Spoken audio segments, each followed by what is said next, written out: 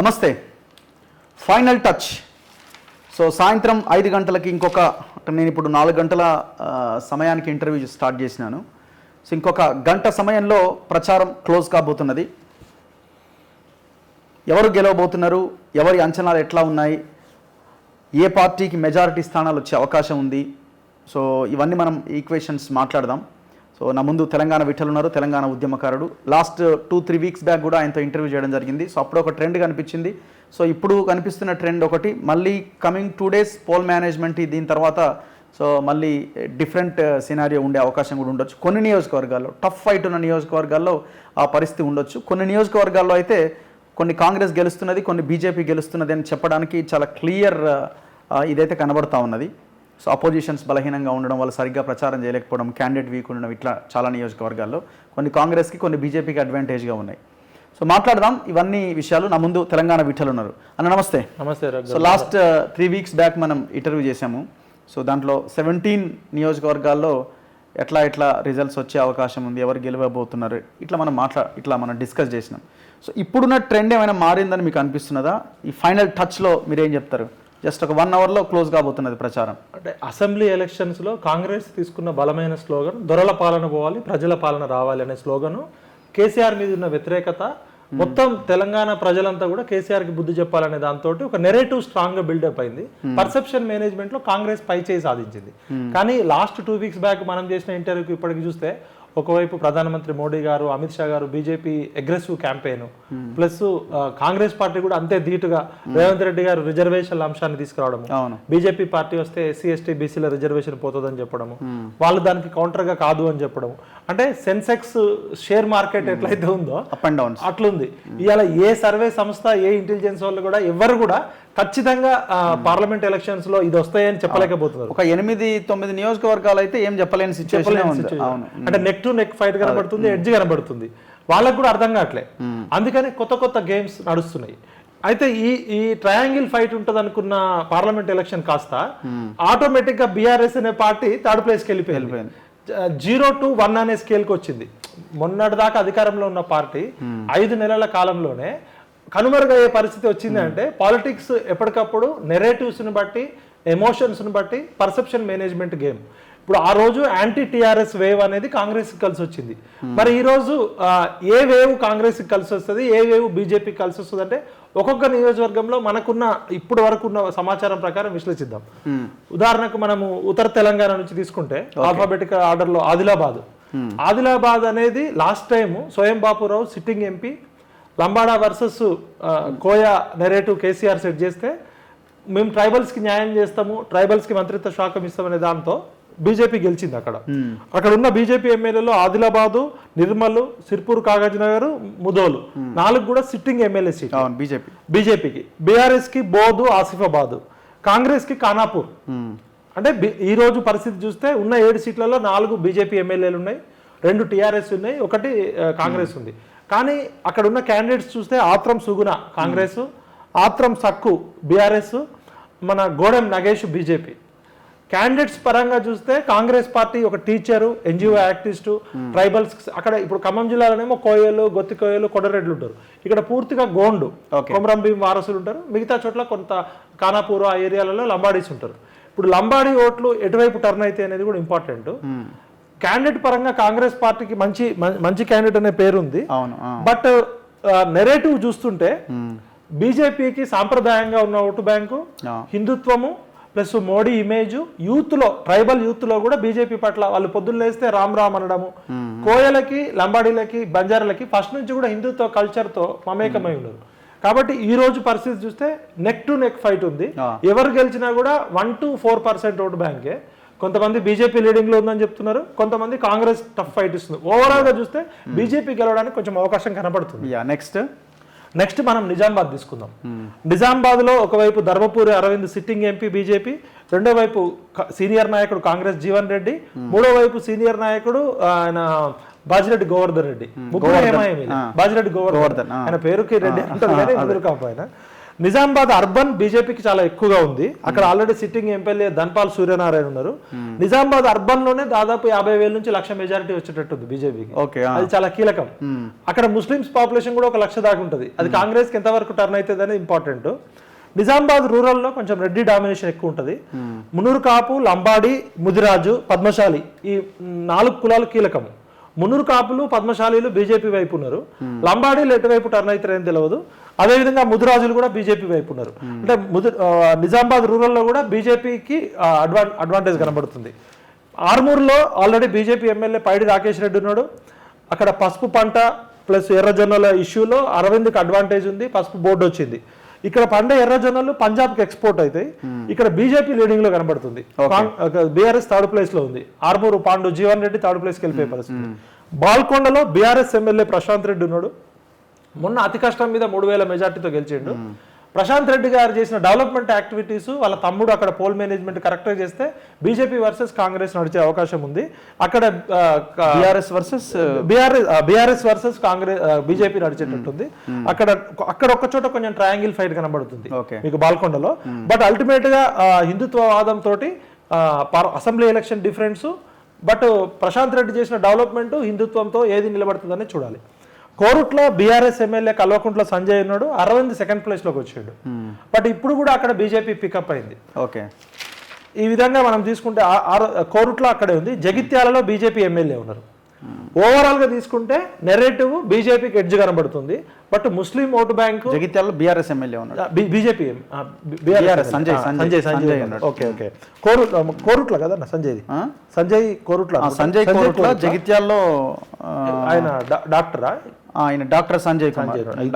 Doctor Sanjay అయితే overall గా తీసుకుంటే ఒకటి హిందుత్వవాదము, సెకండ్ మోడీ ఇమేజ్, 3 యూత్ లో అగ్రెసివ్ గా అరవింద్ ఇమేజ్, ఒకటి డి అంటే డి అని కొట్లాడము, కవితను కూడా ఓడించడం తోటి ఒక్కవేళ నిజామాబాద్ లో కనుక అరవింద్ ఓడిపోతే అది బీజేపీ తప్పు కాదంటున్నారు. ఆయన వ్యవహార శైలి, ఆయన అగ్రెసివ్ నేచర్ తో నష్టపోతారు తప్ప 100% బీజేపీ గెలవాల్సిన సీటు.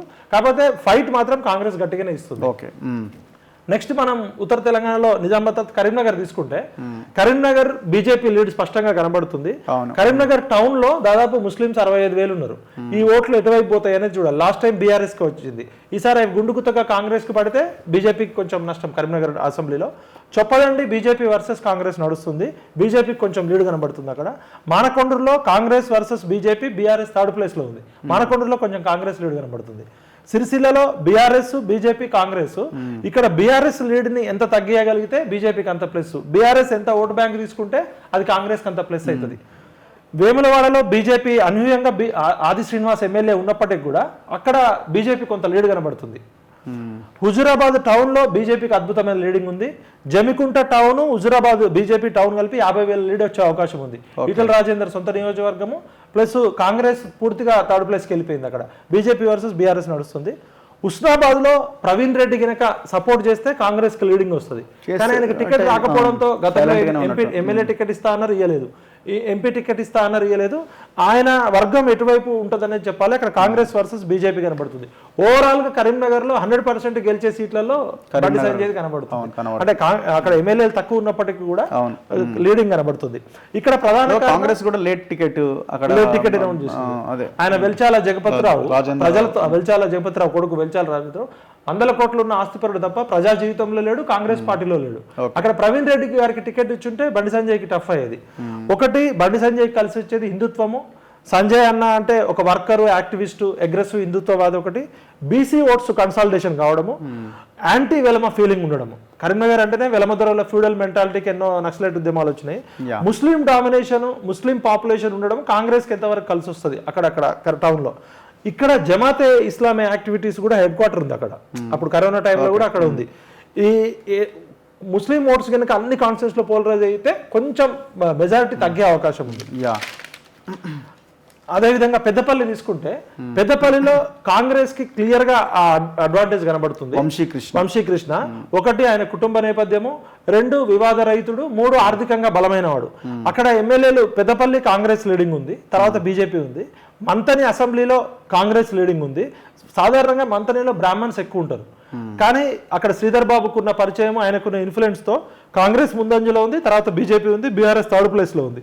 ధర్మపురి కొప్పుల ఈశ్వర్ కి ఓన్ కాన్స్టిట్యున్సీ, అక్కడ కూడా కాంగ్రెస్ లీడింగ్ కనబడుతుంది. సెకండ్ ప్లేస్ లో బీఆర్ఎస్ ఉంది. అదే విధంగా బెల్లంపల్లి తీసుకుంటే కాంగ్రెస్ లీడింగ్ కనబడుతుంది, BJP second place, BRS third place. చెన్నూరులో కాంగ్రెస్ లీడింగ్ లో ఉంది, బీఆర్ఎస్ సెకండ్ ప్లేస్ లో ఉంది, బీజేపీ థర్డ్ ప్లేస్ లో ఉంది. మంచిర్యాల తీసుకుంటే బీజేపీ లీడింగ్ లో ఉంది, కాంగ్రెస్ సెకండ్ ప్లేస్ లో ఉంది, బీఆర్ఎస్ థర్డ్ ప్లేస్ లో ఉంది. గోదావరిఖంలో కాంగ్రెస్ లీడింగ్ లో ఉంది. ఇక్కడ సింగరేణి ఉద్యోగులు 50,000 నుంచి 1,00,000 మంది ఉంటారు.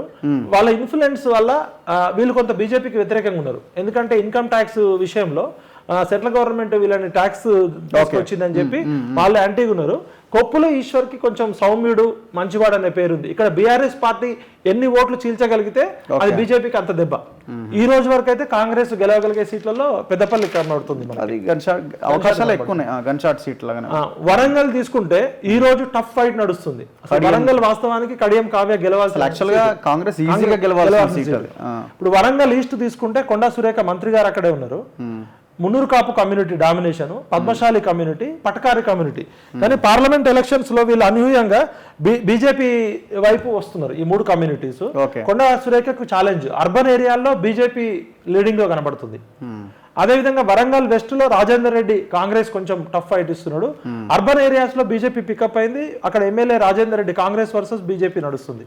పరకాలలో అనూహ్యంగా బీజేపీ లీడింగ్ కనబడుతుంది. BJP versus Congress, BRS third place లో ఉంది. స్టేషన్ కన్పూర్ కడియం శ్రీహరి సొంత ఊరు. అక్కడ ఆయన కూతుర్ని కాపాడుకోవడం కోసము మొన్నటిదాకా అన్ని రకాల ఉప ముఖ్యమంత్రి పదవి, ఎమ్మెల్యే పదవి, మంత్రి పదవి 45 ఏళ్ల నుంచి మనం పుట్టినప్పటి నుంచి ఆయన నాయకుడే. ఆయన పార్టీలు మారడంతో ఆయన కొద్ది గొప్ప ఇమేజ్ ఉండే, కడియం శ్రీహరి అంటే ఒక విలువలతో కూడా రాజకీయాలని.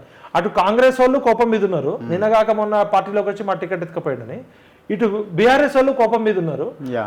దాంతో కొంచెం అక్కడ టఫ్ ఫైట్ నడుస్తుంది. ఆరూరి మీద కూడా అలిగేషన్స్ ఉన్నాయి. అదే విధంగా క్యాండిడేట్స్ ఇద్దరు అట్లే ఉన్నారు. ఈ 3 క్యాండిడేట్లు బీఆర్ఎస్ నుంచి వచ్చారు. ఎవరు కూడా కాంగ్రెస్ ఒరిజినల్ క్యాండిడేట్ కాదు, BJP original candidate. Aruri Ramesh BRS నుంచి వచ్చినోడే. కడియం కావ్య బీఆర్ఎస్ టికెట్ 20 కోట్ల రూపాయలు తీసుకొని బీఫామ్ అక్కడ పక్కకి పెట్టి వచ్చినామే. అదేవిధంగా ఇప్పుడు పోటీ చేస్తున్న ఆయన సుధాకర్, 3 బీఆర్ఎస్ వాళ్ళే. అంటే అక్కడ కాంగ్రెస్ బీజేపీ సొంత నాయకత్వం ఇవ్వకపోవడము, కడియం శ్రీహరి మీద వ్యతిరేకత, కాంగ్రెస్ పార్టీ క్యాడర్ ఎంతవరకు సపోర్ట్ చేస్తుంది, ప్లస్ బీఆర్ఎస్ క్యాడర్ కూడా కడియం శ్రీహరి కూతురుని ఎట్లయినా ఓడించాలనుకోవడము. వర్ధన్నపేటలో కొంచెం కాంగ్రెస్ లీడింగ్ కనబడుతుంది. బీజేపీ కూడా టఫ్ ఫైట్ ఇస్తుంది. భూపాలపల్లిలో కాంగ్రెస్ ఎమ్మెల్యే ఉండడము, బీజేపీ కాంగ్రెస్ టఫ్ ఫైట్ నడుస్తుంది.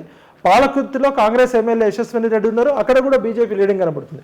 ఓవరాల్ గా బీజేపీ అనుకున్న దానికంటే చాలా ఎక్కువ పుంజుకుంది. నెక్ టు నెక్ ఫైట్ నడుస్తుంది. ఇక్కడ బీజేపీకి కలిసి వచ్చే అంశాలు సాంప్రదాయంగా హిందుత్వ ఓటు బ్యాంకు, ఆర్ఎస్ఎస్ సంఘం బలంగా ఉండడము. మొత్తం భారతదేశం మొత్తంలోనే బీజేపీ పార్టీ 80s లో పోటీ చేసినప్పుడు దేశం మొత్తంలో 2 ఎంపీలు గెలుచుకుంటే హన్మకొండ ఎంపీ నుంచి జంగారెడ్డి గారు గెలిచారు. అంటే హిందుత్వ మూలాలు ఉన్నాయి. Plus Munnuru Kapu community, Padmashali community, Madiga community బలంగా బీజేపీకి సపోర్ట్ చేస్తున్నారు. ఇక్కడ మందకృష్ణ మాదిగ సొంత ఊరు కావడము, మాదిగలు 12 to 14% ఉండడంతో మాదిగల ఓటు కన్సాలిడేట్ అయ్యి Munnuru Kapu vote, Padmashali vote consolidate అయితే కాంగ్రెస్ కి ఇక్కడ నష్టం జరిగింది. మాదిగ మీన్స్ మళ్ళీ ఇక్కడ కన్వర్టెడ్ కూడా ఉన్నారు. మళ్ళీ క్రిస్టియన్స్ ఓటు బ్యాంక్ చాలా కీలకం. వాళ్ళు అగ్రవర్ణ క్రిస్టియన్స్ ఉన్నారు, దళిత క్రిస్టియన్స్. ఈ 2 కూడా కొంచెం కాంగ్రెస్ వైపు టిల్ట్ అయ్యే అవకాశం ఉంది. లెఫ్ట్ ఇన్ఫ్లుయెన్స్ కూడా ఉంది. అంటే కాంగ్రెస్ కి ఈజీగా గెలిచాల్సిన సీటు టికెట్ రాంగ్ ఇవ్వడం తోటి టఫ్ ఫైట్ వచ్చింది. ఇక్కడ ఎవరు గెలుస్తారు అనేది మనం ఖచ్చితంగా చెప్పడానికి అవకాశం లేదు. బట్ ఎంఆర్పిఎస్ ఉద్యమము తన ప్రధానమంత్రి మోడీ సపోర్ట్ చేయడము, 30 సంవత్సరాల నుంచి వాళ్ళు పోరాడుతున్న పోరాటానికి ప్రధానమంత్రి హామీతోటి రమ్యాన్ని ముద్దాడే అవకాశం రావడము, నిచ్చెన మెట్ల వ్యవస్థలో అట్టడుగునున్న మాదిగల్ని బీజేపీ ఓన్ చేసుకోవడము, ప్రధానమంత్రి ఇవ్వడంతో మాదిగలు ఈసారి కన్సాలిడేట్ అయ్యే అవకాశం కనబడుతుంది. ముఖ్యంగా అండ్ దట్టు వీళ్ళు 3 సీట్లు వేరే వాళ్ళకి. ప్రధానంగా సామాజిక న్యాయం అని చెప్తున్న కాంగ్రెస్ పార్టీ 3 సీట్లు మాదిగలకు ఇవ్వకపోవడము, ఒక రకంగా మాదిగల్ని కుల బహిష్కరణ చేయడంతో ఇలా మాదిగల్లో అంతా కూడా ఒక కోపం మీద ఉన్నారు. ఖచ్చితంగా ఇక్కడ కాంగ్రెస్ పార్టీకి నష్టం జరిగే ప్రమాదం ఉంది. అదేవిధంగా ఇప్పుడు మనము జహీరాబాద్ తీసుకుంటే, జహీరాబాద్ సిట్టింగ్ ఎంపీ మొన్నటిదాకా బీఆర్ఎస్ పార్టీలో ఉన్నాడు, వ్యాపారవేత్త బీబీ పాటిల్. సురేష్ షెట్కర్ కాంగ్రెస్ 2 సార్లు ఎంపీగా గెలిచినవాడు, ఇద్దరు లింగాయత్ కమ్యూనిటీకి చెందిన వాళ్ళే. 3వ వ్యక్తి గాలి అనిల్, ఆయన మొన్నటిదాకా కాంగ్రెస్ లో ఉండి కాంగ్రెస్ పార్టీకి ఫండింగ్ ఇచ్చి ఇప్పుడు బీఆర్ఎస్ కి పోయాడు. జహీరాబాద్ టౌన్ లో ముస్లిం ఓటు బ్యాంక్ 60,000 దాకా ఉంటుంది. ఇది ఎంతవరకు కాంగ్రెస్ కి అయితే మాత్రం అక్కడ కాంగ్రెస్ కి అడ్వాంటేజ్ ఉంది. బీఆర్ఎస్ మొన్న గెలిచిన మాణిక్ రావు థర్డ్ ప్లేస్ లోకి వెళ్ళిపోయే పరిస్థితి ఉంది. అక్కడ BJP versus Congress, Congress versus BJP నడుస్తుంది. జహీరాబాద్ టౌన్ లో కాంగ్రెస్ కి లీడింగ్ వచ్చేటట్టుంది. ఆందోళనలో అక్కడ దామోదర్ రాజనరసింహ గారు ఉండడము, కాంగ్రెస్ కి బలంగా ఉండడము, కాంగ్రెస్ వర్సెస్ బీజేపీగా ఉంది. నారాయణఖేడ్లో కొంచెం బీజేపీ లీడింగ్ కనబడుతుంది. అక్కడ సంజీవ్ రెడ్డి ఎమ్మెల్యే ఉన్నప్పటికీ కూడా బీజేపీకి లీడింగ్ వచ్చేటట్టు 10-15,000 లీడింగ్ వచ్చే అవకాశం కనబడుతుంది. కామారెడ్డిలో బీజేపీ ఎమ్మెల్యే ఉండడము, ఆయన అగ్రెసివ్ ఉండడము, బీజేపీకి ఎక్కువ లీడింగ్ వచ్చే అవకాశం కామారెడ్డి నుంచి కనబడుతుంది జహీరాబాద్ పార్లమెంట్లో. అదేవిధంగా ఎల్లారెడ్డిలో కాంగ్రెస్ ఎమ్మెల్యే మదన్ మోహన్ రావు ఉన్నప్పటికీ కాంగ్రెస్ వర్సెస్ బీజేపీ పోయింది. అక్కడ హిందుత్వవాదం ఉండడము, బీసీలు ఎక్కువగా బీజేపీకి ఉండడంతో నెక్ టు నెక్ ఫైట్ నడుస్తుంది. జుక్కల్లో కూడా హిందుత్వవాదము, మహారాష్ట్ర కర్ణాటక బార్డర్ ఉండడము, అక్కడ కాంగ్రెస్ ఎమ్మెల్యే ఉన్నప్పటికీ కూడా బీజేపీకి లీడ్ వచ్చే అవకాశం ఉంది. బాన్స్వాడలో బీఆర్ఎస్ ఎమ్మెల్యే పోచారం శ్రీనివాస్ రెడ్డి గారు ఉన్నప్పటికీ బీఆర్ఎస్ థర్డ్ ప్లేస్లో గెలిపోయింది, బీజేపీ లీడింగ్ కనబడుతుంది. అంటే ఈ విధంగా జహీరాబాద్లో ఒకటి హిందుత్వవాదము, ముస్లిమ్స్ ఉండడము, హిందూ ముస్లిం పోలరైజేషన్, బీబీ పార్టీలు ఆర్థికంగా బలంగా ఉండడము, పోల్ మేనేజ్మెంట్ లో ముందంజలో ఉండడంతో బీబీ పార్టీలు బయటపడే అవకాశాలు కనబడుతుంది. వాస్తవానికి అది కాంగ్రెస్ సీటు. ఓకే, అంటే కాంగ్రెస్ పార్టీ పోల్ మేనేజ్మెంట్ చేసి 2 రోజులు కరెక్ట్ గా చేయగలిగితే చెప్పలేము, ఇప్పుడు ఖచ్చితంగా బయటపడే అవకాశం ఉంది. నెక్ టు నెక్ ఉంది. ఈ రోజు మాత్రం ఎడ్జ్ లో బీజేపీ కొంత అవకాశం కనబడుతుంది. నెక్స్ట్ మెదక్ తీసుకుంటే మొత్తం మెతుకు సీమ, మెదక్, ఇందిరాగాంధీ లాంటి హెమాయేమీలు, బాలె నరేంద్ర లాంటి వాళ్ళు, విజయశాంతి లాంటి వాళ్ళు, కేసీఆర్ సొంత జిల్లా మెదక్లో, మెదక్ అసెంబ్లీ తీసుకుంటే బీజేపీ వర్సెస్ కాంగ్రెస్ కనబడుతుంది. అక్కడ మైనంపల్లి రోహిత్ ఎంత పోల్ మేనేజ్మెంట్ చేయగలిగితే అంత కాంగ్రెస్కి అడ్వాంటేజ్ ఉంది. కానీ అక్కడ సాంప్రదాయంగా ఆర్ఎస్ఎస్ ఉండడము కొంచెం బీజేపీకి అడ్వాంటేజ్ కనబడుతుంది. అర్బన్ ఏరియాస్లో, రూరల్ ఏరియాస్లో కాంగ్రెస్ కనబడుతుంది. సంగారెడ్డిలో కాంగ్రెస్ వర్సెస్ బీజేపీ, జగ్గారెడ్డి గారు పోల్ మేనేజ్మెంట్ చేయగలిగితే కాంగ్రెస్కి ఇంకా అడ్వాంటేజ్ ఉంటుంది. గజ్వేల్లో బీఆర్ఎస్ ఎంత ఓట్లు చీల్చగలుగుతుంది, అది బీజేపీకి అంత నష్టం అవుతుంది. అంటే ఇక్కడ బీఆర్ఎస్ చీల్చుకునే ఓట్లు ఎక్కువ అయితే బీజేపీ తగ్గుతుంది. అదేవిధంగా పటాన్ చెరువులో బీఆర్ఎస్ ఎమ్మెల్యే ఉన్నప్పటికీ కూడా అర్బన్ ఏరియాలో కొంత బీజేపీ పికప్ అయింది, ఇక్కడ కాంగ్రెస్ అడ్వాంటేజ్ కనబడుతుంది. దుబ్బాకలో బీఆర్ఎస్ బలంగా ఉన్నప్పటికీ రఘునందన్ రావు ఓన్ కాన్స్టిట్యున్సీ కావడము, బీజేపీ వర్సెస్ బీఆర్ఎస్ నడుస్తుంది, కాంగ్రెస్ థర్డ్ ప్లేస్ లో ఉంది.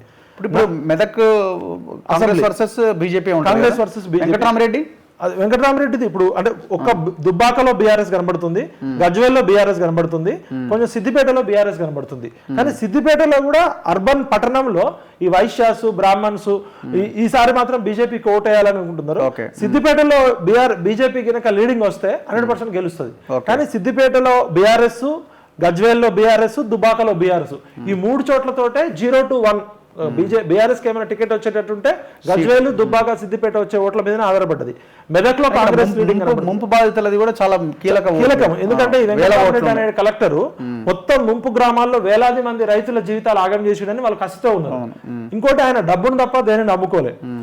స్వతహాగా రఘునందన్ రావు తెలంగాణ ఉద్యమంతో సంబంధం ఉండడము, అగ్రెసివ్ గా వాక్చాతుర్యం ఉండడము.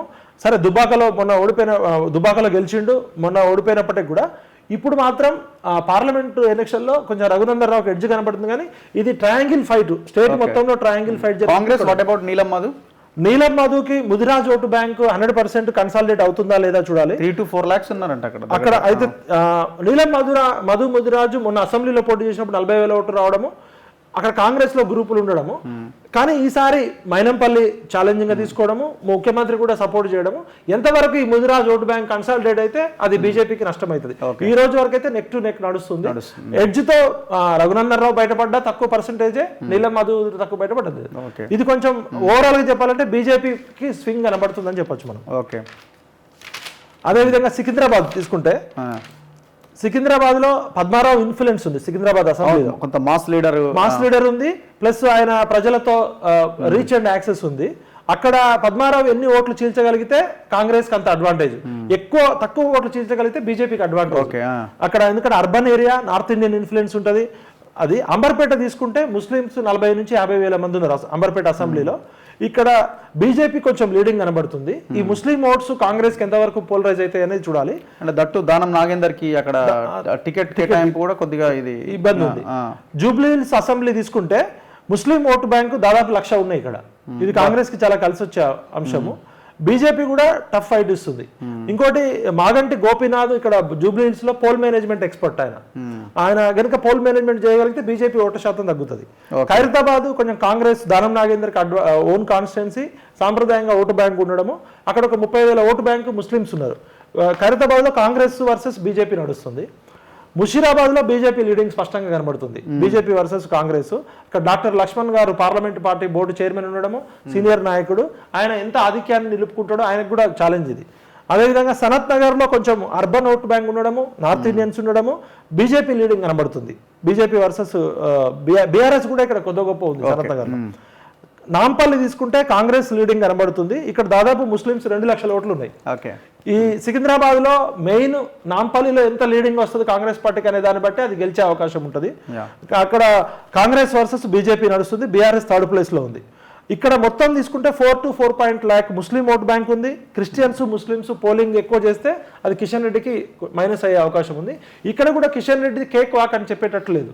దానం నాగేందర్ మజిల్ పవర్ కావచ్చు, మనీ పవర్ కావచ్చు, పోల్ మేనేజ్మెంట్ కావచ్చు. దానం నాగేందర్కి టికెట్ వేయడమే కాంగ్రెస్ సెల్ఫ్ గోల్ చేసుకుంది.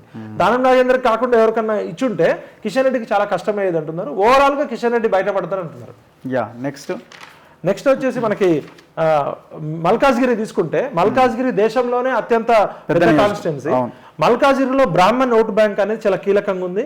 అక్కడ బీజేపీ వర్సెస్ కాంగ్రెస్ నడుస్తుంది, బీఆర్ఎస్ థర్డ్ ప్లేస్ లో ఉంది. బ్రాహ్మణులు 40-50 వేల మంది ఉన్నారు. వాళ్ళు ఈటల రాజేందర్ కి ఓటు బ్యాంక్ అనుకూలంగా ఉన్నారు. కుత్బుల్లాపూర్ లో బీజేపీ అనూహ్యంగా లీడింగ్ లోకి వచ్చింది, బీఆర్ఎస్ కూడా ఉంది అక్కడ. కుత్బుల్లాపూర్ అనేది కూడా చాలా కీలకం, మల్కాజ్గిరి కాన్స్టిట్యున్సీ లో హైయెస్ట్ ఓటు బ్యాంక్ ఉన్నది. నార్త్ ఇండియన్స్, లింగాయత్స్, లంబాడీస్ ఎక్కువ ఉన్నారు, నాన్ తెలుగు వాళ్ళు ఎక్కువ ఉన్నారు. వీళ్ళంతా కూడా బీజేపీ వైపు ఉన్నారు. మేడ్చల్ అర్బన్ బీజేపీ వైపు ఉంది, మేడ్చల్ రూరల్ కాంగ్రెస్ వైపు ఉంది. ఎల్బీ నగర్ బీజేపీ లీడింగ్ కనబడుతుంది, తర్వాత కాంగ్రెస్ ఉంది, తర్వాత బీజేపీ ఉంది. BJP last time second place లో వచ్చింది. కంటోన్మెంట్ కాంగ్రెస్ కొంచెం కాంగ్రెస్ బీజేపీ మధ్య నడుస్తుంది. ఇప్పుడు అదే బీజేపీ క్యాండిడేట్ ని కాంగ్రెస్ తెచ్చుకుంది, గణేష్ ని. ఉప్పల్లో కొంచెం బీజేపీ లీడింగ్ కనబడుతుంది, ఉప్పల్ అసెంబ్లీలో. బీఆర్ఎస్ కూడా కొద్ది గొప్ప ఉంది అక్కడ. కుకట్పల్లిలో మిక్స్డ్ ఉంది, బీఆర్ఎస్ ఉంది, బీజేపీ ఉంది, కాంగ్రెస్ ఉంది, పెద్ద నియోజకవర్గం. ఓవరాల్ గా తీసుకుంటే ఈటల రాజేందర్కు ఉన్న అనుభవము, ఆయన క్యాండిడేచరు, ఆయన reach and access, Sunitha Mahender Reddy రామ్ క్యాండిడేట్ కి టికెట్ వేయడంతో ఇక్కడ మల్కాజ్గిరిలో బీజేపీ గెలవడానికి అవకాశాలు స్పష్టంగా కనబడుతున్నాయి. చేవెళ్ళ తీసుకుంటే ఇండియాలోనే second biggest constituency. Chevella general గా రూరల్ ఏరియాస్ ఎక్కువ, సాంప్రదాయంగా కాంగ్రెస్ ఓటు బ్యాంక్ ఉండాల్సింది. కానీ రంజిత్ రెడ్డి లాంటి వ్యక్తికి టికెట్ వేయడంతో కొండా విశ్వేశ్వరరెడ్డి గారికి ఉన్న ఇమేజ్ ప్లస్ అర్బన్ ఏరియాస్ లో బీజేపీకి పట్టుండడం. వికారాబాద్ లో సాంప్రదాయంగా కాంగ్రెస్ ఓటు బ్యాంక్, అట్లాంటి చోట కూడా బీజేపీ టఫ్ ఫైట్ ఇస్తుంది. తాండూరులో ముస్లిం ఓటు బ్యాంక్ ఉంది, కాంగ్రెస్ ఓటు బ్యాంక్ ఉంది, అక్కడ కూడా neck to neck BJP tough fight ఇస్తుంది. పరిగిలో బీఆర్ఎస్ ఉంది, కాంగ్రెస్ ఉంది, బీజేపీ ఉంది. పరిగిలో కొంచెం బీజేపీ వెనుకబడ్డది. అదేవిధంగా మనకి మహేశ్వరంలో బీజేపీ పుంజుకుంది, కాంగ్రెస్ డౌన్ అయింది, బీఆర్ఎస్ థర్డ్ ప్లేస్ లో ఉంది. మనకి రాజేందర్ నగర్ లో కూడా అర్బన్ ఓటు బ్యాంక్ ఉండడము, ముస్లిం ఓటు బ్యాంక్ ఉండడము. అర్బన్ ఓటు బ్యాంక్ అంతా బీజేపీకి అడ్వాంటేజ్ ఉంది, ముస్లిం ఓటు బ్యాంక్ కాంగ్రెస్ కు ఉంది. అక్కడ కూడా బీజేపీ వర్సెస్ కాంగ్రెస్ నడుస్తుంది, బీఆర్ఎస్ థర్డ్ ప్లేస్ లో ఉంది. షేర్లింగంపల్లిలో బీజేపీ క్లియర్ లీడింగ్ కనబడుతుంది. అక్కడ urban vote bank, educateds, middle class, Modi image మొత్తం కూడా కొండా విశ్వేశ్వరరెడ్డి చరిష్మా, హిందుత్వవాదము, మోడీ ఇమేజ్, క్యాండిడేట్ కాంగ్రెస్ రంజిత్ రెడ్డి లాంటికి ఇవ్వడంతో చేవెళ్లలో బీజేపీ బయటపడే అవకాశాలు నెక్ టు నెక్ కనబడుతున్నాయి.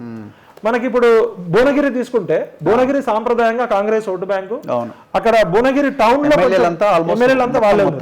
భువనగిరి టౌన్ లో బీజేపీ కనబడుతుంది, రూరల్ ఏరియాస్ లో కాంగ్రెస్ కనబడుతుంది, బీఆర్ఎస్ థర్డ్ ప్లేస్ లో ఉంది. ఇబ్రాహీంపట్నంలో కాంగ్రెస్ కొంత లీడింగ్ లో ఉంది, బీజేపీ టఫ్ ఫైట్ ఇస్తుంది. తుంగతుర్తిలో మాదిగా ఓటు బ్యాంక్ ఎక్కువ ఉంది, కాంగ్రెస్ ఓటు బ్యాంక్ యాక్చువల్ గా అది. ఈ మాదిగా ఓటు బ్యాంక్ కనుక కాంగ్రెస్ మీద కోపం ఉంటే బీజేపీకి లీడింగ్ వచ్చే అవకాశం ఉంది. మునుగోడులో కాంగ్రెస్ బీజేపీ మధ్య టఫ్ ఫైట్ నడుస్తుంది. నకరికల్లో Congress BJP, BRS third place లో ఉంది. జనగాంలో కొంచెం బీజేపీ పికప్ అవుతుంది. ఓవరాల్ గా తీస్తే బూర నర్సయ్య గౌడ్కున్న వ్యక్తిత్వ ఇమేజ్ మంచి, సౌమ్యుడు, సహృదయుడు, ఎటువంటి వివాద రైతుడు కాదు. బీసీలు ఇక్కడ గౌడ్స్ 3.5 లక్షలు ఉన్నారు, యాదవ్స్ ఒక 3 లక్షలు ఉన్నారు, పద్మశాలీలు ఉన్నారు, మున్నూరు కాపులు ఉన్నారు, గొల్ల కుర్మలు ఉన్నారు. ఈసారి కనుక ఈ 60% పైగా బీసీలు ఉన్న సీటు కాంగ్రెస్ పార్టీ రెడ్లకు ఇవ్వడంతో బీసీ ఎడ్యుకేటెడ్స్, బీసీ యూత్ అంతా పార్టీలకు అతీతంగా బూరా నరసయ్య గౌడ్ వైపు టిల్ట్ అయ్యే ప్రమాదం ఉంది. ఇక్కడ కూడా neck to Nike party versus individual. ఇక్కడ బూరా నరసయ్య గౌడ్ ఇమేజ్ అనేది బీజేపీకి చాలా కలిసి వచ్చింది. ఇక్కడ కోమటిరెడ్డి బ్రదర్స్ ఎంతవరకు చామల కిరణ్ కుమార్ రెడ్డికి సపోర్ట్ చేస్తారు. పోల్ మేనేజ్మెంట్ గినక కాంగ్రెస్ పార్టీ అగ్రెసివ్ గా మనీ మేనేజ్మెంట్, లిక్కర్ మేనేజ్మెంట్ చేస్తే కాంగ్రెస్ గెలిచే అవకాశం ఉంది. నేచురల్ గా ఎలక్షన్ జరిగితే మాత్రం బూరా నరసయ్య గౌడ్కి అడ్వాంటేజ్ కనిపిస్తుంది. తెలంగాణ వాది బీసీ కాబట్టి మళ్ళాంటి కూడా బూరా నరసయ్య గౌడ్కి సపోర్ట్ చేయాల్సిన అవకాశం ఉంది. అదేవిధంగా మహబూబ్ నగర్ చాలా కీలకమైనది. రేవంత్ రెడ్డి వర్సెస్ డికేఆర్ జరుగుతుంది. వంశీచంద్ర రెడ్డి లేదు. ఇప్పుడు మహబూబ్ నగర్ లో టౌన్ లో సాంప్రదాయంగా బీజేపీ ఓటు బ్యాంక్ ఉంది. అక్కడ ముస్లిమ్స్ కూడా దాదాపు మంచి పాపులేషన్ ఉంది. బీజేపీ వర్సెస్ కాంగ్రెస్ నడుస్తుంది. మహబూబ్ నగర్ పట్టణంలో బీజేపీకి లీడ్ వచ్చే అవకాశం కనబడుతుంది. కొడంగల్లో రేవంత్ రెడ్డి సొంత నియోజకవర్గము, కాంగ్రెస్ కి లీడింగ్ అవకాశం కనబడుతుంది. బీఆర్ఎస్ థర్డ్ ప్లేస్కి వెళ్ళిపోతుంది. అదేవిధంగా మక్తల్లో కాంగ్రెస్ వర్సెస్ బీజేపీ నడుస్తుంది. బీజేపీ కొంత అడ్వాంటేజ్ కనబడుతుంది. నారాయణపేటలో కాంగ్రెస్ వర్సెస్ బీజేపీ, షాద్ నగర్ లో బీజేపీ కొంచెం టర్న్ అవుతుంది. జడ్చర్ల కాంగ్రెస్ వర్సెస్ బీజేపీ, దేవరకద్ర కాంగ్రెస్ కనబడుతుంది. ఓవరాల్ గా చూస్తే ఇది కాంగ్రెస్ గెలవాల్సిన సీటు. అర్బన్ ఏరియాస్ లో తప్పదే. కాకపోతే డీకేఆర్ నాకున్న ఇమేజ్ కావచ్చు, ఆమె ఎక్స్పీరియన్స్ కావచ్చు, మోడీ గారి ఇమేజ్ కావచ్చు, రేవంత్ రెడ్డి మాట్లాడుతున్న మాటలు, డీకేఆర్ మాట్లాడుతున్న మాటలతోటి ఆ నెరేటివ్ అనేది బిల్డప్ అయింది. వంశీచంద్ర రెడ్డి కన్నా కూడా రేవంత్ రెడ్డి ఎవరు గెలిచినా కూడా తక్కువ మెజారిటీ తోటి గెలుస్తారు. ఈ రోజు పరిస్థితి అయితే మిక్స్డ్ గా ఉంది, ఎవరు చెప్పలేకపోతున్నారు. ఇది చాలా ఇంట్రెస్టింగ్. 2-3% అటు ఇటుగా ఉంటది ఎవరు గెలిచినా. అది కాబట్టి మనం ఖచ్చితంగా డికేఆర్ నగర్ గెలుస్తారని చెప్పేటట్లేదు, రేవంత్ రెడ్డి గెలుస్తారని చెప్పేటట్లేదు. బట్ ఓవరాల్ గా అయితే కొంత ఈసారి డికేఆర్ గెలిస్తే సెంట్రల్ మినిస్టర్ అవుతుంది. ఆల్రెడీ రెడ్లలో రేవంత్ రెడ్డిని ముఖ్యమంత్రి చేసినాం. అక్కడ రెడ్డిస్ ఇన్ఫ్లుయెన్స్ ఉన్న కాన్స్టిట్యున్సీ. రెడ్లలో కూడా కొంతమంది డికేఆర్ గెలిస్తే సెంట్రల్ మినిస్టర్ అవుతుంది అనే ఒక రెడ్లు కూడా డివైడ్ అయ్యారు అక్కడ. కాబట్టి ఇంట్రెస్టింగ్ కాన్స్టిట్యున్సీ. నాగర్ కర్నూలు తీసుకుంటే సాంప్రదాయంగా కాంగ్రెస్ ఓటు బ్యాంక్ ఉన్న నియోజకవర్గము. అసలు బీజేపీ అనేది థర్డ్ ప్లేస్ లో ఉంటుంది. కానీ అన్యూయంగా బీజేపీ సెకండ్ ప్లేస్ లోకి వచ్చింది. భరత్ ఆర్ఎస్ ప్రవీణ్ కుమార్ సొంత నియోజకవర్గం అయినప్పటికీ కూడా మొన్నటి దాకా కేసీఆర్ తిట్టి ఇప్పుడేమో ఇట్లా వచ్చిండని చెప్పి ఆర్ఎస్ ప్రవీణ్ కున్న ఇమేజ్ కు తగ్గంత ఓటు బ్యాంక్ రావట్లేదు. అదేవిధంగా వనపర్తిలో కాంగ్రెస్ లీడింగ్ కనబడుతుంది. బీఆర్ఎస్ కొంత అక్కడ మంత్రి నిరంజన్ రెడ్డి ఉన్నాడు కాబట్టి కొంచెం బీఆర్ఎస్ పట్టు కూడా ఉంది. బీజేపీ ఇక్కడ థర్డ్ ప్లేస్ లో కనబడుతుంది. కల్వకుర్తిలో కాంగ్రెస్ వర్సెస్ బీజేపీ, ఆచారి సొంత నియోజకవర్గం కాబట్టి కొంత బీజేపీ గట్టిగా ఉంది. అచ్చంపేటలో కాంగ్రెస్ వర్సెస్ బీఆర్ఎస్ బీజేపీ నడుస్తుంది. అచ్చంపేట సిట్టింగ్ ఎమ్మెల్యే కూడా కాంగ్రెస్. గద్వాల్లో బీజేపీ లీడింగ్ కనబడుతుంది, బీజేపీ వర్సెస్ కాంగ్రెస్. అలంపూర్లో కాంగ్రెస్ వర్సెస్ బీజేపీ కనబడుతుంది. కొల్లాపూర్లో కాంగ్రెస్ వర్సెస్ బీఆర్ఎస్, ఇక్కడ కూడా బీఆర్ఎస్ కూడా కొంత ఓటు బ్యాంక్ ఉంది. ఓవరాల్ గా చూస్తే నాగర్ కర్నూలులో 100% గెలవాల్సిన సీటు. మల్లు రవి గతంలో 2 సార్లు పనిచేయడము, కాకపోతే మాదిగలు ఎటువైపు ఉంటారు అనేది ఇంపార్టెంట్. అక్కడ సంపత్ కుమార్కి టికెట్ ఇవ్వకపోవడము, 3 మాదిగల్లో ఒక్కళ్ళకు కూడా టికెట్ ఇవ్వకపోవడంతో మాదిగలు గినక కాంగ్రెస్కి వ్యతిరేకంగా ఓటేస్తే కాంగ్రెస్ పార్టీ నష్టపోయే ప్రమాదం ఉంది. మల్లు రవి మీద సొంత క్యాడర్లో కూడా కొంత వ్యతిరేకత ఉంది. ఈయన ఎక్కడో ఖమ్మం జిల్లా ఆయన తీసుకొచ్చి మా మీద రుద్దుతున్నారని ఓవరాల్ గా ఇక్కడ కాంగ్రెస్ కొంచెం కనబడుతుంది. అయిపోయినాయా నల్గొండ అండ్ ఖమ్మం? నల్గొండ కమ్యూనిస్ట్ కిల్లా కాస్త కాంగ్రెస్ కంచుకోట అయింది. కమ్యూనిస్టులు ఫేడ్ అవుట్ అయిపోయారు కాబట్టి అక్కడ సైద్ రెడ్డికి టికెట్ ఇవ్వడం బీజేపీ చేసిన సెల్ఫ్ గోల్. బీజేపీ పెద్ద నిర్మాణం లేదు అక్కడ. కొంచెం నల్గొండ టౌన్ లో కొంచెం ముస్లిమ్స్ ఉన్నారు, హిందుత్వం ఉంది. ఇంకెవరికైనా క్యాండిడేట్ మంచి క్యాండిడేట్ ఇచ్చుకుంటే అక్కడ కొంచెం ఆర్ఎస్ఎస్ పనిచేస్తున్నాయి. అక్కడ లంబాడీలు చాలా ఉన్నారు. లంబాడీలు కనుక బీజేపీ వైపు వస్తే కొంచెం ఓటు బ్యాంక్ ఊహించవచ్చు. అంటే థర్డ్ ప్లేస్ నుంచి సెకండ్ ప్లేస్ వచ్చే అవకాశం ఉంది. ఓవరాల్ గా బలగడ్డలో జానారెడ్డి కొడుకు రఘువీరెడ్డి బయటపడతాడు. కాకపోతే బీజేపీ అనుకునే దానికంటే కొంచెం ఓట్ బ్యాంక్ పికప్ అయింది. అదేవిధంగా ఖమ్మం తీసుకుంటే ఖమ్మం ఒకప్పుడు కమ్యూనిస్టుల కిల్లా, అది కూడా కమ్యూనిస్టులు ఖతమైపోయారు కాంగ్రెస్ పార్టీ. ఇక్కడ విచిత్రంగా ఏంటంటే కాంగ్రెస్ పార్టీకి రావాల్సినంత మెజారిటీ వస్తుందా రాదా అనేది ఇప్పుడు కాంగ్రెస్ పార్టీ నాయకులు డౌట్ పడుతున్నారు. ఎందుకంటే బీజేపీ ఒక వివాద రైతుడికి తాండ్ర వినోద్ అనేటానికి 2 నెలల ముందే టికెట్ అనౌన్స్ చేయడంతో ప్రచారంలో ఆయన అందరికంటే ముందంజలో ఉండడము. బీజేపీ అసలు మైనస్, అక్కడ క్యాండిడేట్లు ఉన్నారు, క్యాడర్ ఉన్నారు. అట్లాంటి చోట్ల కూడా బీజేపీ కొంత ఓటు బ్యాంక్ వచ్చే అవకాశం కనబడుతుంది. కమ్మ సామాజిక వర్గం నామా నాగేశ్వరరావుకి సపోర్ట్ దాదాపు 1,00,000 నుంచి 1,50,000 ఓట్లు ఉన్నాయి.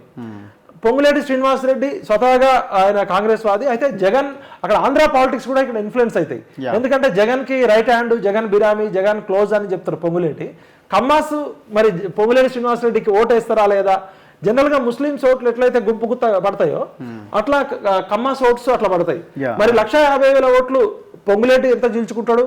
అదేవిధంగా నామనాగేశ్వరం ఎంత చించుకుంటాడు అనేది ఇంపార్టెంట్. కానీ క్యాండిడేట్ గినక ఏదైనా పార్టీలో ఒక బీసీకి ఇచ్చి ఉంటే ఖచ్చితంగా బీసీలు అంతా అటువైపు వేసేటోళ్ళు. ఒక పార్టీ ఏమో కమ్మాస్కి ఇచ్చింది, ఒక పార్టీ రెడ్డిస్కి ఇచ్చింది, ఒక పార్టీ వెలమకి ఇచ్చింది.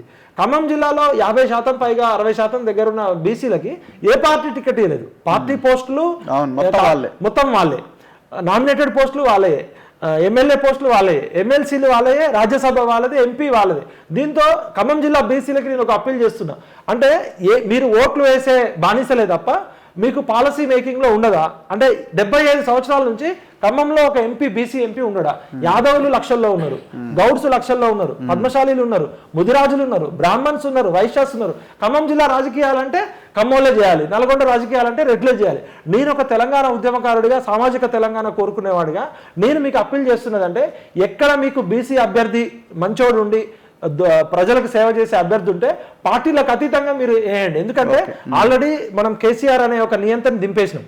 భౌగోళిక తెలంగాణ వచ్చింది, కేసీఆర్ నియంత్రపోయిండు. ఇప్పుడు సామాజిక తెలంగాణ రావాలంటే సమాజంలో 60% పైగా ఉన్న బీసీలకి మన వాళ్ళకి మనం ఓట్లు వేసుకోకపోతే ఇవాళ రెడ్ల కోసం పనిచేస్తున్నారు, వెలమల కోసం పనిచేస్తున్నారు, కమ్మాస్ కోసం పనిచేస్తున్నారు. ఈ 75 సంవత్సరాల నుంచి తెలుగు రాష్ట్రాల్లో వెల్కమ్ రెడ్డి రాజ్యం, 3 కులాలు 3 కుటుంబాలు, ఒక ఎన్టీఆర్ కుటుంబం, ఒక వైఎస్ఆర్ కుటుంబం, ఒక కేసీఆర్ కుటుంబం. మరి బీసీలు ఎస్సీ ఎస్టీలకి రాజ్యాంగ పరంగా రావాల్సిన రిజర్వేషన్స్ వస్తున్నాయి. ఇలా బీసీలకి పెద్ద అన్యాయం జరగబోతుంది. ఎందుకంటే ఇప్పుడు అసెంబ్లీ ఎలక్షన్స్లో గెలుపు గుర్రాలని చెప్పి బలవంతులైన రెడ్లు ధనికులకే టికెట్లు ఇచ్చారు. 119లో మనకి 50 టికెట్లు రావాల్సింది, 50 టికెట్లు రాలేదు, 23 వచ్చినాయి. ఎంపీ ఎలక్షన్స్లో మనకి 17లో 9 రావాలి, ఉన్న 12లో 6 రావాలి. అట్లాంటిది కాంగ్రెస్ పార్టీ 3 టికెట్లు ఇచ్చింది, అవి గెలిచే సీట్లు కాదు. బీజేపీ పార్టీ 5 టికెట్లు ఇచ్చింది, బీఆర్ఎస్ 6 టికెట్లు ఇచ్చింది.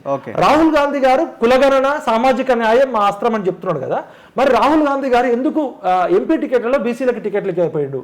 ఎప్పుడో పార్టీ అధికారంలోకి వస్తే మేము మీకు న్యాయం చేస్తామని చెప్పే బదులు ఎమ్మెల్యే టికెట్లు ఇవ్వలేకపోయారు, మీరు ఎంపీ టికెట్లు ఇవ్వలేకపోయారు, ఎమ్మెల్సీలు ఇవ్వలేకపోయారు, నామినేటెడ్ పోస్టులు ఇవ్వలేకపోయారు.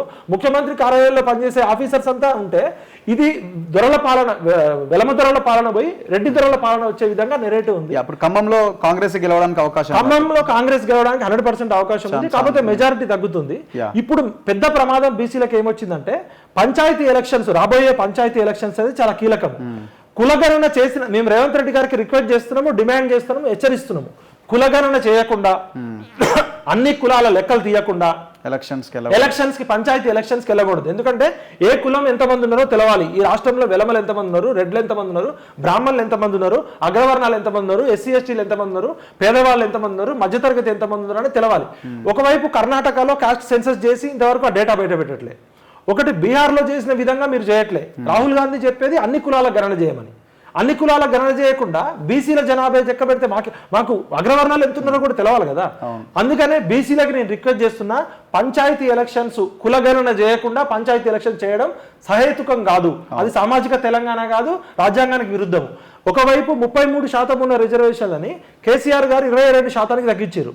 ఇప్పుడు బీసీలు ఎంపీటీసీలు, వార్డు మెంబర్లు, సర్పంచ్లు కూడా కావద్దా? ఇప్పుడు ఎమ్మెల్యేలు ఎంపీల దగ్గరకు వచ్చేసరికి గెలుపు గుర్రాలు 100 కోట్లు 1000 కోట్లు అంటారు. కనీసం ఒక వార్డు మెంబర్గా, ఒక సర్పంచ్గా, ఒక ఎంపీటీసీగా, ఒక జెడ్పీటీసీగా స్థానిక సంస్థల్లో రాజీవ్ గాంధీ రిజర్వేషన్లు పెట్టిందే బీసీలు ఎంబీసీలకు ఉండాలని. ఇంతవరకు ఒక చాకలి కానీ, ఒక కమ్మరి కానీ, ఒక కుమ్మరి కానీ, ఒక మంగల్ కానీ, ఒక బుడబుక్కలోలు కానీ, ఒక బుడక జంగాలు కానీ, ఇలా 119 కులాలు కనీసం చట్టసభల్లో కద్దరు చొక్కా వేసుకునే అదృష్టం లేదు. బీసీలలో కూడా కొద్ది గొప్ప ఎంపీటీసీ జెడ్పీటీసీ అయితే 4-5 కులాలే. 119 కులాల్లో 114 కులాలకు అసలు రాజకీయమే తెలియదు. ఇప్పటికైనా నేను రేవంత్ రెడ్డి గారిని రిక్వెస్ట్ చేస్తున్నా, కులగణన చేసి సామాజిక ఆర్థిక రాజకీయ డేటా బయట పెట్టాలి. కేసీఆర్ చేసిన డేటా ఈ 5 నెలల్లో బయట పెట్టలేదు. మాకు మరో భయం అవుతుంది. ఈ కులగణన పేరు చెప్తూనే ఎమ్మెల్యే టికెట్లు, ఎంపీ టికెట్లు అన్యాయం జరిగింది. పంచాయతీ ఎలక్షన్స్ మాత్రం ఒక 2 నెలలు లేట్ అయినా పర్లే కానీ బీసీలకి మా వాటాకు తగ్గట్టు మాకు రాకపోతే ఇది మరో ఉద్యమానికి దారితీస్తుంది. ఇంకొకటి ఉంది మహబాద్ జనరల్ గా కూడా అక్కడ లంబాడి బంజారా సోదరులు ఎక్కువ ఉంటారు. సాంప్రదాయంగా కాంగ్రెస్ ఓటు బ్యాంక్ ఉన్నది. అక్కడ ఈ రోజున్న పరిస్థితి చూస్తే బలరాం నాయక్ మంచి ఇమేజ్ ఉంది. ఆయన తెలంగాణ ఉద్యమంలో కొట్లాడిండు. ఈ రోజు వరకు కూడా మన కాంగ్రెస్ 100% గెలిచే సీట్లలో మహబాద్ ఒకటి. అక్కడ సీతారాం నాయక్ కొంచెం సింపతి ఉంది, కొంచెం ఓటు బ్యాంకు బీజేపీకి పెరగచ్చు. సెకండ్ ప్లేస్ లో బీఆర్ఎస్ ఉండొచ్చు. సో ఓవరాల్ గా ఇప్పుడు అన్ని అయిపోయినట్టే కదా నియోజకవర్గం. ఓవరాల్ గా ఇప్పుడు ఈ ముస్లిం రిజర్వేషన్లు, ఎస్సీ ఎస్టీ బీసీ రిజర్వేషన్లకు వేస్తారు, ఇట్లా రకరకాలుగా మాట్లాడుతున్నారు కదా, మోదీ వర్సెస్ రేవంత్ రెడ్డిగా ఈక్వేషన్ కనిపిస్తూ ఉన్నది. ఇది ఎటువైపు దారి తీస్తున్నది అంటే ఎందుకు ఈ యాంగిల్లో మాట్లాడుతున్నారు అంటే ఇది కేవలం ఎలక్షన్స్ కోసమే అన్నట్టుగా కనబడుతున్నదా? ప్రధానంగా 143 కోట్ల దేశం ఇది. ప్రపంచంలోనే అతిపెద్ద ప్రజాస్వామ్య దేశం. జనాభా సెన్సెస్ అనేది మనకి 1931 నుంచి తీస్తున్నారు, ప్రతి 10 సంవత్సరాలకు ఒకసారి. మొన్న 2021లో కరోనా రావడం వల్ల తీయలేదన్నారు. సెన్సెస్ అంటే డేటా అంటే డెవలప్మెంట్. ఇప్పుడు ఒక అభివృద్ధి పథకము, ఒక సంక్షేమ పథకం ప్రవేశపెట్టేటప్పుడు ఏ వర్గాల ప్రజలు ఎంతమంది ఉన్నారు, ఏ కులాలు ఎంతమంది ఉన్నారు అనేది సైంటిఫిక్గా అవసరం. ఈరోజు ప్రపంచం మొత్తం నడిచేది data driven society. Data interpretation, data analysis, artificial intelligence, machine learning. చిన్న చిన్న భూటాన్ లాంటి దేశాలు కూడా డేటాను చేసుకొని పడతాయి. ఇప్పుడు ఒక క్లాస్లో 100 మంది పిల్లలు ఉంటే 100 మంది పిల్లలకి ఆగస్టు 15కి 100 చాక్లెట్లు పంపించాలంటే ఎంతమంది క్లాస్లో ఉన్నారు, హై స్కూల్లో ఎంతమంది ఉన్నారు, ప్రైమరీ స్కూల్లో ఎంతమంది ఉన్నారు అని తెలవాలి. ఉదాహరణకి ఇప్పుడు మన ప్రైమ్ మినిస్టర్ ఆఫీసు ఒక ఇంట్రెస్టింగ్ డేటా రిలీజ్ చేసింది. Economic advisory committee to the prime minister. ఈ కౌన్సిల్ షామికా రవి అనే మేడం, మీకు ఈ రిపోర్ట్ కూడా చూడండి కావాలంటే. ఈ ప్రజలందరూ తెలుసుకోవాల్సిన రిపోర్టు. జనాభాలో హిందువుల వాటా ఎట్లా ఉంది, ముస్లిమ్స్ ఎట్లున్నారు, క్రిస్టియన్స్ ఎట్లున్నారు, అట్లా మనం ప్రతి స్టేట్లో క్యాస్ట్ సెన్సస్ కూడా అడుగుతున్నాం. ఉదాహరణకి వీళ్ళు ఇచ్చిన డేటా ప్రకారం తీసుకుంటే మనకి ప్రధానంగా భారతదేశంలో ఉన్న 143 కోట్లలో హిందువులు, ముస్లిమ్స్, క్రిస్టియన్స్, సిక్కులు, జైన్లు, పార్సీలు ఉన్నాయి. ఇవి మేజర్ మతాలు.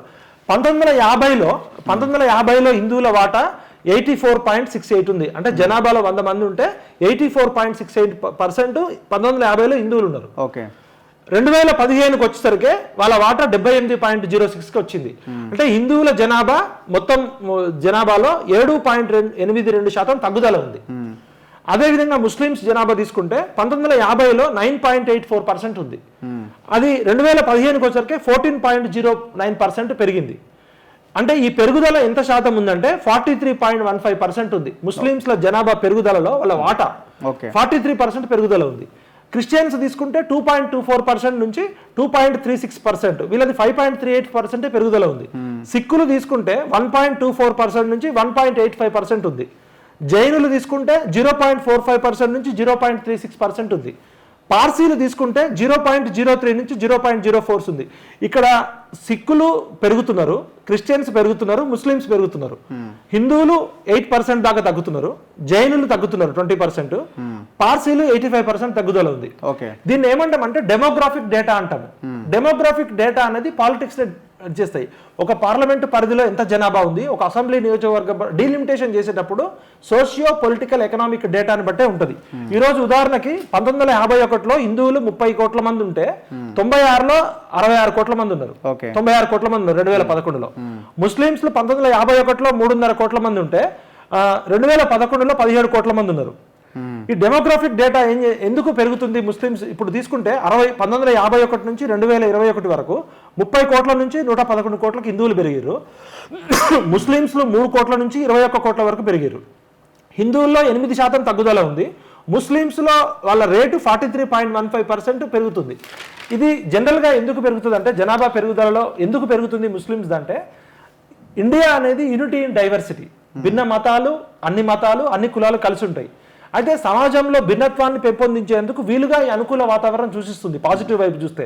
మరి ముస్లిం జనాభా ఎందుకు ఇంత వేగంగా పెరుగుతుంది అంటే prime minister economic advisory council Shamika Ravi గారు ఇచ్చిన రిపోర్టు చూస్తే 1 విధానపరమైన చర్యలు, పాలసీ మ్యాటర్స్, 2 రాజకీయ పార్టీల ఓటు బ్యాంకు నిర్ణయాలు, 3 సామాజిక ప్రక్రియల ఫలితం, అక్రమ చొరబాట్లు, బంగ్లాదేశ్ కానీ పక్కనున్న పాకిస్తాన్, ఆఫ్ఘనిస్తాన్, భూటాన్ లాంటి దేశాల నుంచి అక్రమ చొరబాట్లు, ఇల్లీగల్ మైగ్రేషన్, 2 రిలీజియన్ కన్వర్జేషన్, మత మార్పిడులు, అదేవిధంగా మైనారిటీల సంతృప్తీకరణ అంటే ముస్లింస్లని బుజ్జగింపు చేసే విధంగా కొన్ని పార్టీలు చేయడము, మల్టిపుల్ మ్యారేజెస్, కొన్ని మతాలలో ఒక వ్యక్తి ఎక్కువ మ్యారేజెస్ చేసుకోవడము, ఓబీసీ రిజర్వేషన్స్ కోటా తీసి కొన్ని మైనారిటీలకు ఇవ్వడము.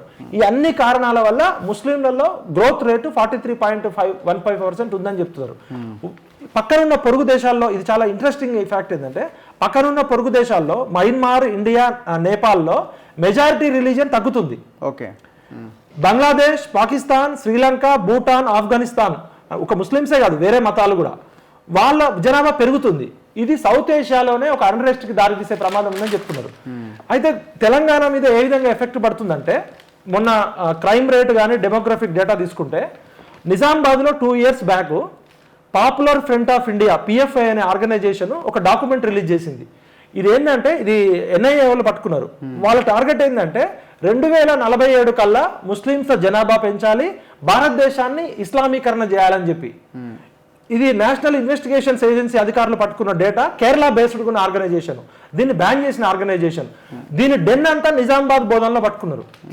అంటే ఎక్కడ ఏమి జరిగినా, మావోయిస్టుల మూవ్మెంట్ జరిగినా తెలంగాణకు లింక్ ఉంటుంది, ఆర్ఎస్ఎస్ మూవ్మెంట్ జరిగినా తెలంగాణకు లింక్ ఉంటుంది, ఈ తీవ్రవాద కార్యక్రమాలు జరిగినా కూడా తెలంగాణకు లింక్ ఉంటుంది. బోధనలో ఫేక్ పాస్పోర్ట్ రాకెట్ పట్టుకున్నారు. బంగ్లాదేశీలు, రోహింగ్యాలు చాలా మంది వస్తున్నారని చెప్పి ఫేక్ పాస్పోర్ట్లు తీసుకొని పట్టుకున్నారు. అక్కడ లోకల్ ఎమ్మెల్యే సపోర్ట్ కూడా ఉన్నాయని ఆరోపణలు ఉన్నాయి. కార్పొరేటర్స్ కూడా జైలుకి వెళ్ళారు. అంటే ఒక మతం మంచిది, ఒక మతం చెడ్డదని కాదు. అక్కడ వాళ్ళకున్న పేదరికం కావచ్చు, వాళ్ళకున్న వెనుకబాటుతనం కావచ్చు, వాళ్ళు అభివృద్ధిలో భాగస్వామ్యం కాకపోతే యూత్ ఎక్కువగా ఇటువైపు పోయే ప్రమాదం ఉంది. అదే విధంగా డీలిమిటేషన్ అయితే నిజామాబాద్ ఈస్ట్ వెస్ట్ గా మారి ఓల్డ్ సిటీ లాగా ఎప్పటికీ మత విద్వేషాలు వచ్చే ప్రమాదం ఉంది. బోధనలోనే ఎందుకు జరుగుతున్నాయి అని అంటే చాలా ఇంట్రెస్టింగ్ ఫ్యాక్ట్స్ మనకి ఆ రిపోర్ట్లో వచ్చినాయి. ఆర్ఎస్ఎస్ ఫౌండర్ ఎవరైతే ఉన్నారో ఆయన కేశవ్ బలరామ్ హెగ్డే వారి సొంత ఊరట ఇది. అది ఎక్కడ అంటే బోధన్ డిస్టిక్, రెంజల్ మండలం, కందకుర్తి గ్రామం. ఇది చాలా మందికి తెలియదు. అక్కడ త్రివేణి సంగమం ఉంది, మంజీరా నది, హరిద్రా నది, ప్రవరా నది. ఎక్కడైతే ఆర్ఎస్ఎస్ 100 సంవత్సరాల క్రితం భారతదేశాన్ని హిందూ దేశంగా చేస్తామని ప్రకటించారో అక్కడ బోధనలోనే పిఎఫ్ఐ ఆర్గనైజేషన్ పట్టుకోవడం అనేది చాలా ఆలోచించాల్సిన విషయం. అన్ని మతాల్లో మంచి వాళ్ళు ఉంటారు, అన్ని మతాల్లో చెడ్డలు ఉంటారు, కానీ ఈ ఉగ్రవాద కార్యక్రమాలు పెరగడానికి బోధను, నిజామాబాదు, ఆదిలాబాదు కేంద్రం అవుతున్నాయి. అదేవిధంగా ఇండియా మన ఆదిలాబాద్లో మొన్న ఈ మధ్య పట్టుకున్నారు.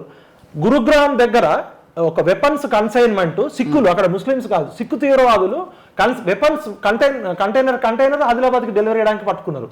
ఈ పాపులేషన్ సెన్సస్ వల్ల ఏమైతుందంటే ఇండియా మొత్తంలో అర్బన్ ఏరియాస్ లో, టౌన్స్ లో సర్వీస్ సెక్టర్ మొత్తం వాళ్ళ చేతిలోకి వెళ్ళిపోతుంది. ఉదాహరణకు తీసుకుంటే అర్బన్ ఏరియాలో మనం పొద్దున్న లేస్తే ఇంట్లో ఏదైనా పాడైతే ఎలక్ట్రీషియన్, టీవీ పాడైతే ఎలక్ట్రానిక్స్, మొబైల్ రిపేర్ అయితే మొబైల్ రిపేరింగ్, ఏసీ రిపేర్ అయితే ఏసీ రిపేరు, ఫ్రిడ్జ్ రిపేర్ అయితే ఫ్రిడ్జ్ రిపేరు. ఈ పనులన్నీ కూడా ఒకే వర్గం చేతుల్లోకి వెళ్ళిపోతున్నాయి తెలియకుండా. వాళ్ళకి పేదరికము, చదువు లేకపోవడము, స్కిల్, వాళ్ళు సాఫ్ట్వేర్ జాబులు లేకపోవడము, ఉన్నంత చదువు లేకపోవడంతో వాచ్ రిపేర్ కావాలన్నా వాళ్ళే. ఆటోమొబైల్ ఇండస్ట్రీ, ఇలా 2 వీలర్ ఇండస్ట్రీ కానీ, కార్ మెకానిక్ కానీ, బైక్ మెకానిక్ కానీ, ఆటో మెకానిక్ కానీ, హెవీ వెహికల్ మెకానిక్ కానీ, అంటే ఎక్కడైతే స్కిల్ ఉందో, ఎక్కడైతే రిస్క్ ఉందో వాళ్ళు వస్తున్నారు అక్కడికి. హిందూ పిల్లలు ఎక్కడ కూడా స్కిల్ రిస్క్ నేర్చుకోవట్లే. వాళ్ళంతా సాఫ్ట్ జాబ్స్ కి, సాఫ్ట్వేర్ జాబ్స్ కి, భారతదేశం వదిలిపెట్టి వెళ్ళిపోయే జాబ్స్ ఉన్నారు. హార్డ్ జాబ్స్ ఎవరు కూడా హిందువులు తీసుకోవట్లే. పంచర్ షాపులు, అదేవిధంగా ప్లంబర్. ఇలా ప్లంబింగ్ లో ఉత్తరప్రదేశ్, బీహార్ ప్లంబర్స్ వచ్చేసారు. ఒక ప్లంబర్ ఇట్లా ముట్టుకుంటే 500 అంటే 500 ఇవ్వాల్సి వస్తుంది. అదేవిధంగా carpenter industry, UP, Bihar carpenters ఎక్కువ వచ్చేసారు. Fall ceiling, plaster of Paris works మొత్తం వాళ్ళ చేతిలోకి వెళ్ళిపోయింది. Interior designing, sofa makers, sofa repair, tiles వేసేటోళ్ళు, హౌస్ పెయింటర్స్ కూడా, hair salons, makeup, beauty industry, మగ్గం వర్క్స్, లేడీస్ మగ్గం works, designing works, Swiggy, Zomato boys ఎక్కువ, Ola, Uber drivers, taxi drivers. ఇలాంటి హార్డ్ జాబ్స్ అందరూ కూడా ఒక వర్గానికి చెందిన వాళ్ళ చేతిలోకి వెళ్తే రేపు పొద్దున డిక్టేటర్షిప్, మోనోపలి అయ్యే ప్రమాదం ఉంది. ఒకవేళ వీళ్ళంతా వీళ్ళ హక్కుల కోసం కనుక సమ్మె చేస్తే భారతదేశం మొత్తం ఆగిపోయే పరిస్థితి ఉంది. ఒక రకంగా మంచి పరిణామం. పేదరికంలోంచి వచ్చిన పిల్లలందరూ కూడా స్కిల్ కోసం గవర్నమెంట్ ఉద్యోగాల మీద ఆధారపడకుండా వాళ్ళ పొట్టకుట్టు కోసం వాళ్ళు చేసుకోవడం ఒకటి. కానీ ఆ నివేదిక ఏం చెప్తుందంటే, నివేదిక పేరు అది అందరూ కూడా చూడండి, economical advisory council to prime minister office. ఇది మనం చెప్పిన రిపోర్ట్ కాదు, నీతి ఆయోగ్ ఇచ్చిన రిపోర్టు, డక్కన్ హెరాల్డ్లో కూడా రిపోర్ట్ వచ్చింది. భారతదేశం లాంటి 143 కోట్ల మందిలో మనిషి పొద్దున్న లేస్తే నిత్యం ఆధారపడే అన్ని సర్వీస్ సెక్టార్స్ ఒకే వర్గం చేతిలో ఉండడం అనేది అది భవిష్యత్తులో అంత మంచి కాదంటున్నారు. స్మాల్ బిజినెస్ సెక్టర్ వాళ్ళు ఇచ్చింది ఏంటంటే, పూలు కొనాలన్నా 80% వాళ్ళ చేతిలో ఉన్నాయి. పండ్లు, కూరగాయలు, ఇవాళ మన గుడి మల్కాపూర్ కానీ, మెహదీపట్నం మార్కెట్ కానీ, మసబ్ ట్యాంక్ మార్కెట్ కానీ ఒక లోడు దిగంగానే మొత్తం రైతులు పంట పండిస్తారు. ఈ దళారీలు ఎక్కువ పెట్టేసుకుంటారు. అదేవిధంగా dry fruit market, watch shops, textile industry 80%, mutton shops, chicken shops, catering business. అంటే నిత్యావసర వస్తువుల దగ్గర నుంచి మొదలు పెడితే మనిషికి రకమైన అన్ని రకాల service sectors, urban service sector మొత్తం కూడా ఒకే వర్గం చేతుల్లోకి వెళ్ళడము ఈ డేటా చెప్తుంది. అదేవిధంగా అగ్రికల్చర్ లో మళ్ళీ తక్కువ ఉన్నారు. అగ్రికల్చర్ లో మొత్తం కూడా మళ్ళీ SC ST BCలు ఉన్నారు, పేదవాళ్ళే చేస్తున్నారు. మీడియేషన్ ఎక్కడుండి, శ్రమ తక్కువ ఉండి, దళారీ వ్యవస్థ ఉండి, ప్రొడక్షన్ ఏమో ఒక వర్గం చేస్తుంది, కన్సంప్షన్ ఇంకో వర్గం చేస్తుంది. ఇంకో విధంగా ట్యాక్స్ డేటా కూడా ఇచ్చారు. చాలా మంది ట్యాక్స్ బ్రాకెట్ లోకి రాకుండా 2 నెంబర్ దందా చేసే వాళ్ళు కూడా కొంత ఎక్కువ మంది కనబడుతున్నారు. ఓవరాల్ గా ఏంటంటే ఎకానమీ అనేది భవిష్యత్తులో సర్వీస్ సెక్టార్ ద్వారానే ఎక్కువ వస్తుంది. సర్వీస్ సెక్టార్ ఇండస్ట్రీ మొత్తం ఒక వర్గం చేతుల్లోకి వెళ్తే రేపు మోనోపోలీ అవుతుంది. ఇట్లాంటి రిపోర్ట్స్ ఎందుకు కులాల జాబితాలు ఇట్లా చేయరు, బీసీలు, ఎస్సీలు, ఎస్టీలు? ఎగ్జాక్ట్లీ ఇట్లాంటి రిపోర్ట్స్ అందులో ఇస్తే అసలు అంత బయటకు వస్తుంది. చాలా మంచి ప్రశ్న అడిగారు. ఇప్పుడు ఇలా హిందూ, ముస్లిం, క్రిస్టియన్ డేటా బయట పెట్టినట్టు ఇలా భారతదేశంలో కులం అనేది రియాలిటీ. అవును, ఓబీసీ రిజర్వేషన్లు రాజ్యాంగం ఇస్తున్నారు. ఓబీసీలు ఉన్నారు కదా, మోస్ట్ బ్యాక్వర్డ్ క్లాసెస్ కూడా ఉన్నారు. మరి 143 కోట్ల మందిలో ఎంతమంది బీసీలు ఉన్నారు, ఎంతమంది మోస్ట్ బ్యాక్వర్డ్ క్లాసెస్ ఉన్నారు, ఎంతమంది సంచార జాతులు ఉన్నారు అనేది లెక్క బయట పెట్టమంటే అన్ని పార్టీలు బయట పెట్టవు. ఒక పార్టీ ఏమో మేము ఇది వ్యతిరేకం మా సిద్ధాంతానికి అంటది, ఒక పార్టీ ఏమో కులగణన చేస్తామంటారు. 70 సంవత్సరాలు వాళ్ళే అధికారంలో ఉన్నారు, 60 సంవత్సరాలు అప్పుడు చేయలేదని క్షమాపణ చెప్పారు. వాళ్ళు అధికారంలో ఉన్న కర్ణాటకలో చేసి బయట పెట్టరు. అంతకుముందు టీఆర్ఎస్ పార్టీ ఇక్కడ సమగ్ర సర్వే డేటా పెడుతుంది, అది బయట పెట్టదు. ఇంతవరకు రేవంత్ రెడ్డి గారి ప్రభుత్వం ఎందుకు కేసీఆర్ చేసిన సమగ్ర సర్వే డేటా బయట పెట్టలేదు? ఇప్పుడు కులగణనలో రేవంత్ రెడ్డి గారు ఓన్లీ బీసీ గణన చేస్తా అని చెప్తున్నాడు, రాహుల్ గాంధీ గారేమో కులగణన చేయమంటాడు. మరి బీసీ గణన చేసి మేము ఒకటే రిక్వెస్ట్ చేస్తున్నాం, ఎందుకు బయట పెట్టారు అంటే బీసీల లెక్కలు బయట పెడితే వీళ్ళ బొక్కలు బయటపడతాయి. 55% పైగా ఉన్న జనాభాని 75 సంవత్సరాల నుంచి మేము దోచుకొని తిన్నాము. 10% కూడా లేని అగ్రవర్ణాలు, ఒకవేమో ఈడబ్ల్యూఎస్ రిజర్వేషన్ ద్వారా కొన్ని రాష్ట్రాల్లో 10% కూడా లేరు వాళ్ళు. అది రాజ్యాంగానికి విరుద్ధంగా, అప్పటికప్పుడు రాజ్యాంగానికి ఎప్పుడు కూడా ఎకనామికల్ బేస్డ్ రిజర్వేషన్స్ లేవు. పేదరికం అనేది అన్ని కులాల్లో ఉంది, అన్ని మతాల్లో ఉంది. మేము ఏమంటున్నామంటే ఈ దేశంలో బీసీలు భాగమే కదా, భూమిపుత్రులే కదా, కులగణన అనేది సైంటిఫిక్ గా చేయాలి. సోషియో పొలిటికల్ ఎకనామికల్ డేటాబేస్ మీద ఆర్థిక అంశాలు, మతపరమైన అంశాలు, ఎంతసేపు మతపరమైన అంశాలు హైలైట్ చేస్తున్నారు. కులం కదా రియాలిటీ, కులం బేస్ మీదనే ఇలా రిజర్వేషన్స్.